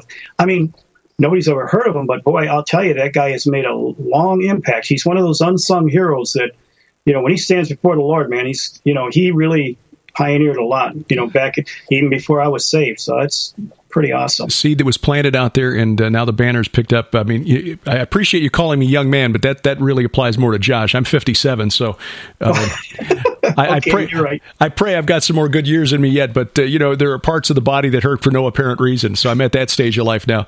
It doesn't get any better, Derek. Well, we're fighting entropy, and you know what? We're going to. I mean.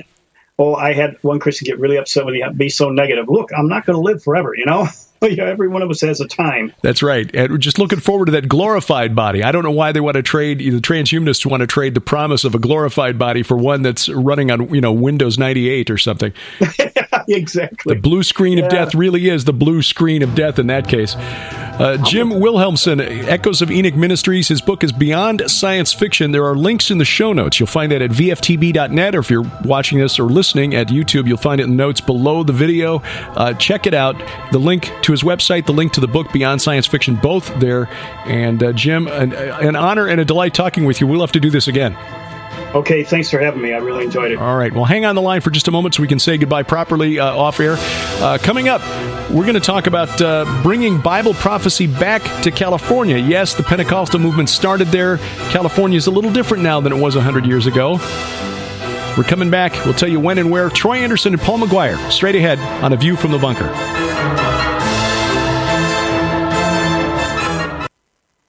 The victims of the human trafficking and sex trade industry have reached a boiling point around the world. But here in the United States, the demand has never been higher. Tragically, the massive growth of these unconscionable underground organizations is due in part to many citizens' disbelief that our modern society is capable of such atrocities, and live in a denial that these crimes are taking place here on our soil each and every day. SkyWatchTV and Whispering Ponies Ranch remain committed to providing ministry to the hurting, to the victims of abuses just like this and so much more. This is why we're proud to announce our new partnership with Yaku Booyans and 8 Days Ministry. In an effort to educate on these important topics and provide you with the tools needed to get engaged in the fight against sex trafficking, we present the 8 Days Special Collection. In this timely collection, you'll receive the cinematic movie inspired by actual events from director Yaku Booyan's 8 Days. This shocking presentation masterfully illustrates sequence by sequence how the victims of sex trafficking are often lured into entrapment, portrayed through the eyes of the lead characters. This incredible collection also includes the phenomenal book and companion workbook on disc, Woman of Influence, written by 8 Days screenwriter Philippa Booyans and lead actress Katie Walker. This 30-day devotional and companion workbook on disc is an inspiring, deeply affirming, and educational set that will encourage women to walk in the true identity of influence and purpose bestowed on them as daughters of the Most High God. But that's not all. You'll also receive on DVD the never-before-released, uncensored, off-the-record interview with the team behind the 8 Days movie, featuring Yaku and Philippa Booyans and actress Katie Walker as they disclose the hard-hitting realities of just how far the sex trafficking industry reaches, what the Trump administration has done to rescue thousands of victims, how the children of communities, including yours, may be at risk, and what you can do to fight back. Sold separately, this invaluable collection holds a retail value of $90. Yours now for your donation of only $35 plus shipping and handling. Sex trafficking is a difficult conversation, but ignoring it doesn't make it go away or help its victims. Understand this epidemic and learn how you can help by ordering the 8 Days Special Collection online now at the SkyWatch TV store or call 1-844-750-4985.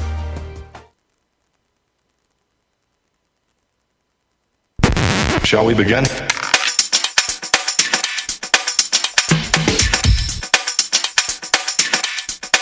Let's begin now. From the beautiful Missouri Ozarks, this is A View from the Bunker. Next week, what is going on with this world?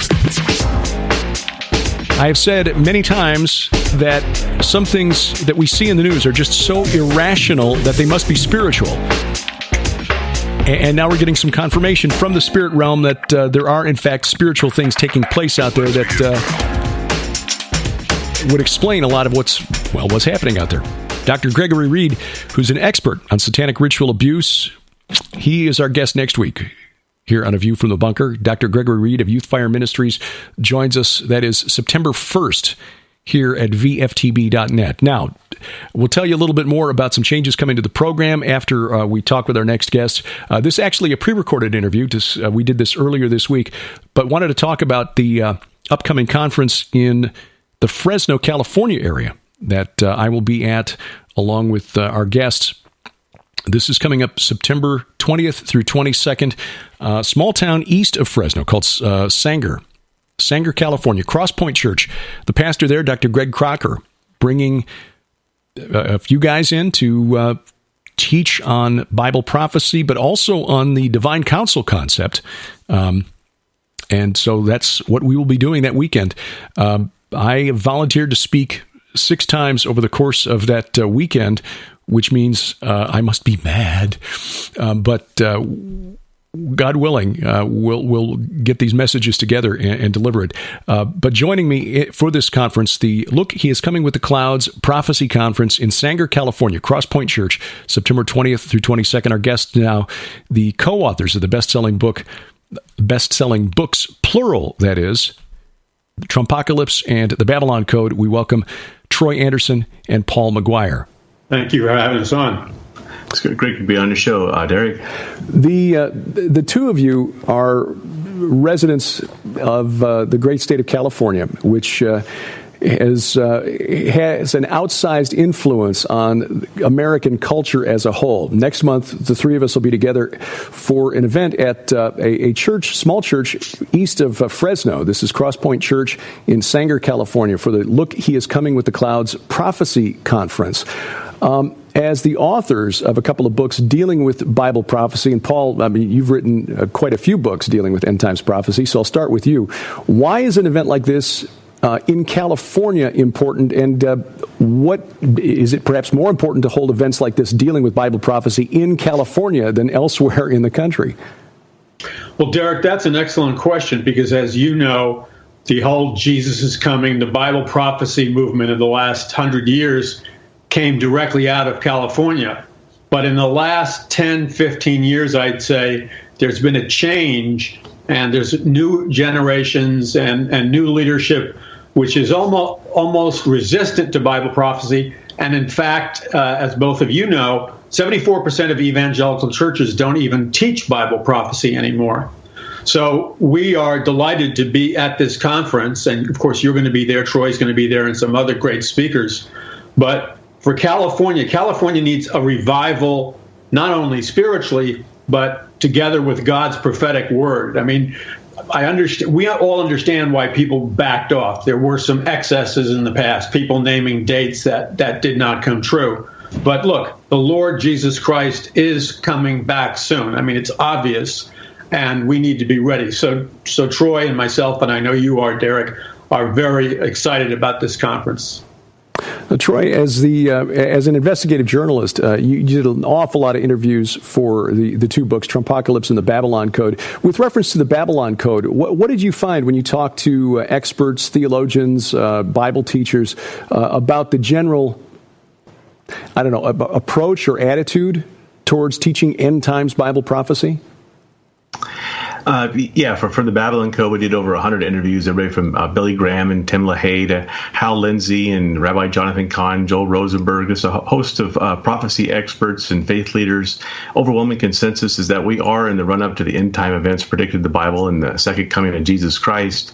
But even more surprising, all kinds of secular experts at Princeton and Yale University and Oxford and experts in geopolitics and existential risk say that we're approaching the end of human civilization civilization unless humanity takes drastic actions. They cite threats like, nuclear war and artificial intelligence run amok and the global pandemic and things like that. So there's great dangers in the world in many different spheres. And a friend of ours was speaking to a general at NORAD, and he said they're looking at all these dangers in the world: the Yellowstone supervolcano, the San Andreas Fault, the possibility of war with North Korea, nuclear war, and the only explanation this general has for why something gigantic hasn't happened is that God is holding it all back. But how much longer is he going to hold it back? Paul, you've been a longtime observer of news and geopolitics. In fact, I was a faithful listener to your radio program, syndicated radio program, years ago when we lived back in St. Louis. What do you see happening in the world today that suggests to you that the time is growing short? Well, one of the things that concerns me the most, I know it concerns Troy, as we're working on another book, a third book together, is this growth of technology, everything from 5G, artificial intelligence, mass surveillance technology. There's no way, and I'll be talking about this in some of my messages at this Bible Prophecy Conference, there's no way, especially I'll be talking on America and prophecy, and I want to emphasize that. But there's no way that these technologies will not inevitably lead to this mark of the beast technology 666. And we're not telling people that to be paranoid, but it's inevitable, as Derek, I know you know, virtual reality, the hive mind, the world brain. I mean, we are right at the precipice of these things. And I don't want to segue into 5G technology because I'll be talking about that at the conference. But 5G technology essentially creates the possibility of virtual reality intruding into our physical reality. And people say, well, what does that have to do with Bible prophecy? Well, I would suggest read the account of the Antichrist and how they worshipped, quote, the image of the beast. Right, they didn't worship the beast, but the image of the beast. Troy, that's obviously that's something that people have been watching who are aware of technology and where it's going. What were some of the other issues during the interviews you conducted for the Babylon Code that were maybe suggested as sign markers, mile markers on the road towards the apocalypse? Well, one of the most stunning interviews I did was with Billy Graham, before he died here in early 2018. He said that signs of the end of the age are converging for the first time since Jesus made those predictions. And when he said that to me, that was just a stunning remark for a faith leader of his reputation to make, that he foresaw that we are in the last of the last days and is concerned about the future of the world and people's souls. And he said that when God sent the prophet Jonah to Nineveh to warn them of pending judgment, that the king and the people heeded the prophet Jonah's warning. They repented. And Billy Graham told me he believes the same thing can happen again today, this time in America. So we believe the ball is in our court. That's why we're so encouraged that this Pastor Greg Crocker at Crosspoint Church invited us to come speak. As you know, most churches throughout the country no longer talk about Bible prophecy. So here's a pastor who just took his congregation through the book of Revelation. I think he did a 21 or 22 part series, taking them through the whole book of Revelation. He thought that maybe the church attendance would drop off, but instead it grew. People are fascinated by this, and they, polls show 80% of America or 80. Evangelical Christians believe we're living in the biblical end times. And so there's this massive, interest and realization that we are in what the Bible predicted would happen. And yet so few churches are talking about it. So, I was greatly encouraged by his courage and his boldness. And it's already starting to spread. We got invited to this conference at the Irvine Hilton in October. Yes. And now a colonel who's a friend of mine, he's talking to a pastor at a major church in Sacramento. They're interested in putting on a conference. There's a church that Pastor Crocker's talking to in Bakersfield that wants to put on a conference. So, it's starting to spread. Word's getting out, and it's very exciting to watch these large churches getting interested in holding these kind of conferences. Paul, you graduated from Mizzou, not far from where we are here in the Ozarks, a couple hours up the road. But You've also lived quite a while in California, so you've seen the contrast between life here in the Midwest, life here in the Ozarks, life in California. What do you make of this sudden, what appears to be interest in end times prophecy by pastors of churches there in California? Well, like Troy, I was really impressed with Pastor Crocker's heart. He was a humble man, a man who loved the Lord, and he wanted to put on this Bible prophecy conference because he loved the Lord. And it was obvious. And it's obvious with the title of his conference, Look, He's Coming with the Clouds. And so he called up Troy because the Lord put this on his heart. He was obeying the Lord to hold a Bible prophecy conference. And he asked us to also make it our messages understandable to people who may not have any exposure to Bible prophecy. And that really blessed me, his heart. And we're seeing more of that. And that's a change from like a couple of years ago. So I was surprised to find this out. And maybe you knew this, Derek. I don't know. But there's this massive, massive number of these same people, like that would be millennials and younger and older. And they're all interested in things like Bible prophecy and all the stuff that the church won't teach on. Young people are starving to find out about. And what a great way to reach them with the gospel of Jesus Christ. Because after all, what's the major purpose of Bible prophecy but to win souls to Christ? One of the great things that happened over this past weekend, I spoke at the Sons of God Giants of Old conference in Lubbock, Texas. A 15-year-old boy whose aunt had brought him to the conference because she was concerned, him and his brother, maybe been a little older. The 15-year-old may have been his younger brother. But anyway, young man, not legal to consume alcohol, let's put it that way, came up to me with a notepad full of notes and started asking me questions about the relationship between Genesis chapter 6 and Greek mythology. And wound up spending about 15, 20 minutes talking about the overlap between the stories from the pagan Greeks and Romans and Amorites and Canaanites and Egyptians and what we read in the Bible. And he was intrigued and fascinated to learn that it's all in there, that the pagan myths of the ancient world, even the Norse and the Indian, they're just twisted versions of the true history that's recorded in the Bible. So the material is there. We just need more men like Pastor Crocker and his colleagues there in California to step up and help us to get the information into the hands of people, because the denominations aren't doing it. The seminaries aren't teaching it. And the scholars who are aware of this information generally aren't filtering it through a biblical lens, or they just don't communicate with people in the pews.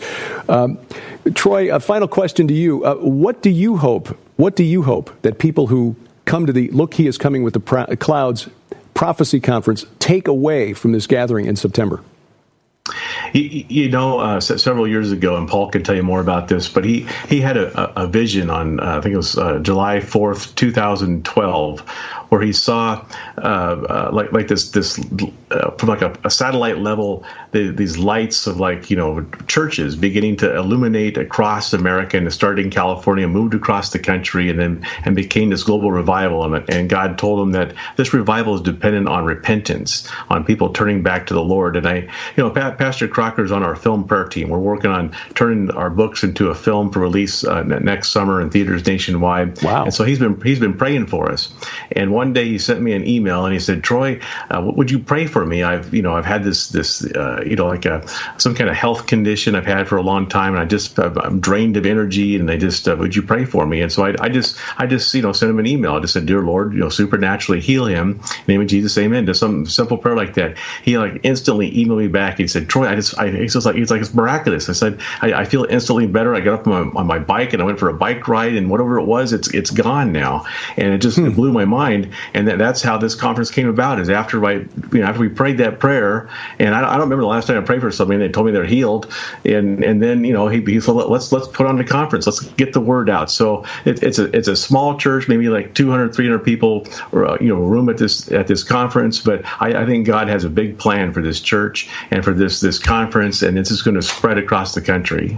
Well, in many ways, it's similar to the conference that I was just at in Lubbock, Texas. A church holds about 200 people, and yet the pastor, obeying a directive from God calling together people and drawing people in from all over Texas for this one. So coming up September 20th through 22nd, He is Coming with the Clouds Prophecy Conference in Sanger, California. I'll tell you more about how to find out more and to register for that in just a moment. But Paul, Troy, appreciate your time today. Please keep us informed as to what's the progress on the film, because we certainly want to know more about that and let people know about it when it's ready to hit theaters. Thank you. Thank you for having us on. Yeah, thank you. Looking forward to that weekend, September 20th through 22nd. Paul McGuire and Troy Anderson, the co-authors of the Babylon Code and Trumpocalypse, joining me for the Look, He is Coming with the Clouds Bible Prophecy Conference, Crosspoint Church in Sanger, California. That's about 15 minutes east of Fresno.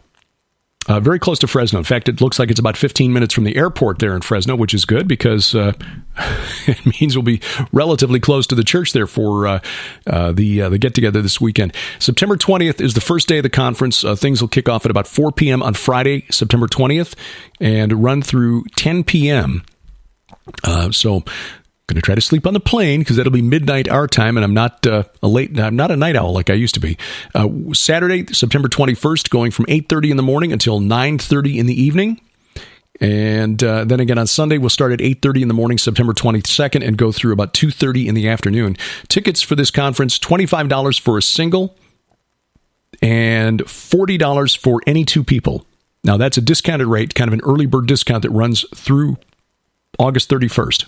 Beginning September 1st, the rates go to $30 and $45. So $25 and $40 for a single or for any two through the end of the month. And after September 1st, it is $30 and $45 for a single and then for any two. So you don't have to be a couple in the eyes of the Lord or in this, as certified by the state of California or anything like that. Just two people, you want to buy two tickets, you get a discount. So the more, the merrier, and we hope we can see you there. I will be talking on a number of subjects, ranging from just the basics of the divine council concept and how this war between God, capital G God, and the small g gods is reflected in the Bible and in end times prophecy, of course. And then on Saturday, talking about holy mountains, essentially the subject of my first book, The Great Inception, the importance of holy mountains from Eden to Armageddon. Talk about the spiritual forces behind Islam, my current book, Bad Moon Rising.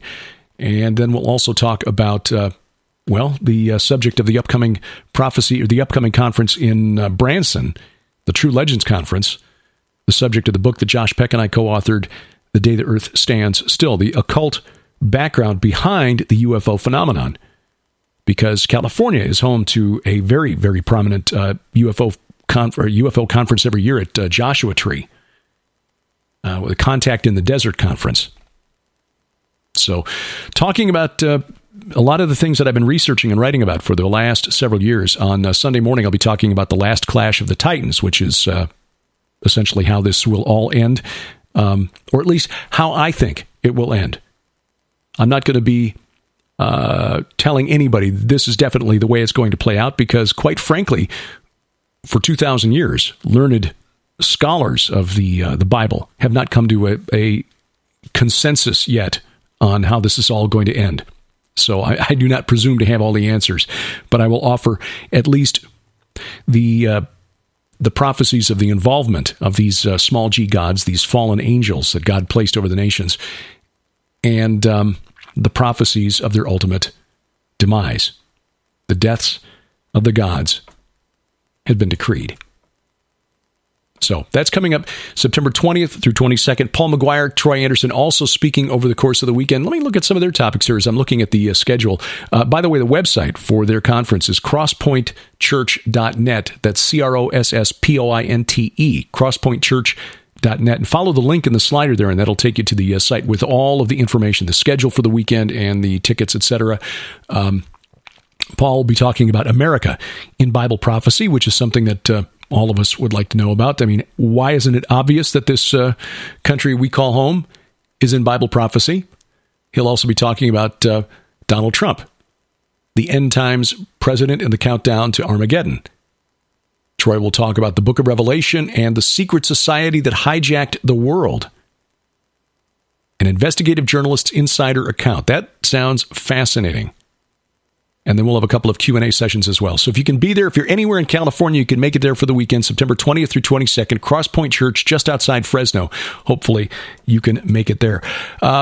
Next month, of course, we begin the real busy section of the conference season with the True Legends Conference, which is coming back to Branson September 13th through 15th, so the weekend before the Fresno Conference. This is at the Mansion Theater in Branson again. This year, Sharon and I get the weekend off from speaking, but we will be there. We've got our tables set up, and I will be serving as the Master of Ceremonies, so introducing all of the speakers, and hopefully we can see you there. This one will sell out. There are very few tickets left, but with a lineup like L.A. Marzulli, Steve Quayle, Timothy Alberino, Hugo de Garis, George Knapp, investigative journalist, Chase Kletsky, a very respected investigator with the Mutual UFO Network, Michael Schratt, aerospace historian. This is going to be a really, really incredible weekend. Gary Stearman of Prophecy Watchers will be there telling his story of, some of the things that have happened to him over the course of his life regarding, I don't know if he'll tell the story about missing time when he was flying. You know, Gary is a licensed pilot and flies quite frequently. He's of the Stearman aircraft family. And he's talked about this a couple of times in interviews, but not often. So hopefully he will tell that story at the True Legends Conference. For information and to reserve your tickets, if there's still any left, that's gen6.com, GENSIX.com. But they do have streaming video available. And if you order the streaming video package for this year's conference, you get access to last year's conference on transhumanism and the hybrid age. So you're getting 2 conferences to stream for the price of one. GENSIX.com, gen6.com. Coming up the first weekend in October, a new conference. Sharon and I honored to be part of the Unsealed Scroll Prophecy Conference. This is going to be an amazing gathering. Rabbi Jonathan Kahn, L.A. Marzulli, prophecy expert Bill Salas, Pastor Carl Gallups, Messianic Rabbi Zev Parat, Ryan Pitterson, who's been a guest on this program, the author of Judgment of the Nephilim, Jim Barfield, director of the Copper Scroll Project. Paul McGuire will be at that conference as well. Pastor Billy Crone, Pastor Casper McLeod, Brent Miller Jr. So just some amazing speakers coming to this conference. This will be at the Grand Hyatt in San Antonio, down on the Riverwalk. Don't miss it, October 4th through 6th. Streaming video also available for this conference. And the promo code Gilbert20, Gilbert20, saves you 20% on tickets and on streaming video. And there's also some discounts running through the end of the month. So if you order now, you save, and then apply the promo code, and you save another 20%. Right now, they've got a deal on the streaming video, just $35 for the streaming video. And then knock another 20% off with Gilbert20. That's at unsealedscroll.org, unsealedscroll.org. Then the following weekend, Sharon and I fly to California. And we'll be coming back on Monday, flying back out on Thursday. Sam Doxson is not going to know who we are by the time we get through the month of October. This is at the Hilton Irvine, the Hear the Watchman Conference. The Hilton Irvine, just outside the John Wayne Airport in Orange County. Fly right into John Wayne Airport, and the Hilton is literally across the street. Beautiful hotel and a great gathering. L.A. Marzulli, Russ Dizdar, Messianic Rabbi Zev Parat, Pastor Paul Begley, Stephen Bankhart, Josh Peck, our colleague from SkyWatchTV, Gans Shimura. So we've got some younger speakers at this conference. Michael Boldea, Pastor Phil Core, Troy Anderson, and Paul McGuire will be there as well. So we're going to see a lot of Troy and Paul over the next 6 weeks or so. Mark Sutherland, film producer, flying in from London. And we are honored to see that Mark is going to be at this conference. Looking forward to seeing him again. He joined us for a day while we were in the UK back in May, early June. So Mark will be here speaking at this. He is a brilliant man, an insightful political analyst, as well as being a talented film director. This is going to be an amazing gathering. And again, the promo code Gilbert20 will save you money here at Hear the Watchman. That's October 11th through 13th. HearTheWatchman.com for that one.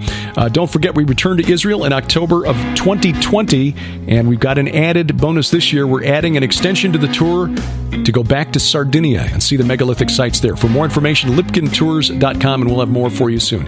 Next week, Dr. Gregory Reed joins us, and it will be the podcast version of A View from the Bunker returning. too many Sundays coming up in our schedule where I just won't be here, so these will be pre-recorded from here on out. I don't want to give up doing the program, just can't do them live anymore. So, leave us a review at Spreaker, Stitcher, iTunes, iHeartRadio, or wherever else you find us, which is wherever fine podcasts are sold.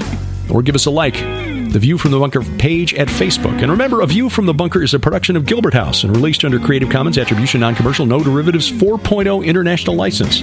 Our opening theme is Iron Bacon by Kevin MacLeod, his website, incompetech.com. Our announcer, DC Good.